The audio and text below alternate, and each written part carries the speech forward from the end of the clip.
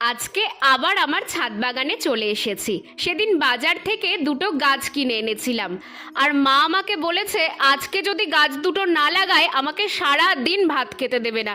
কি আর করার, অগত্যা চলেই এলাম। তার আগে দেখো, এবছর বর্ষা না পড়তেই কিন্তু আমার ছাদ বাগানে পুর্তলিকা ফুটতে শুরু করে দিয়েছে। তো যেটা বলছিলাম, একটা গন্ধরাজ আর একটা নীল জবা এনেছি সেদিন। তোমরাও অবাক হয়ে গেলে না? নীল জবা সেটা আবার কি? আমিও শুনে অবাক হয়েছিলাম, তাই দোকানদার বলতেই সেটা কিনে নিয়ে চলে এসেছি। আসলে আমার কাছে গোবর সার ছিল না বলে কদিন একটু দেরি করছিলাম। তবে এটা দেখে কিন্তু ভালোই লাগলো যে মাও আমার মতো গাছপালা ভালোবাসতে শুরু করেছে। গোবর সার না থাকায় একটা ছোট টবে আমি খানিকটা কিচেন কম্পোস্ট নিয়ে তার মধ্যেই নীলজবা গাছটাকে লাগিয়ে দিলাম। এবার গাছটাকে জল দিয়ে 4-5 দিনের জন্য ছায়াযুক্ত জায়গায় রেখে দেব। দেখা যাক এবার কতদিন পর নীলজবা ফুলটা ফোটে।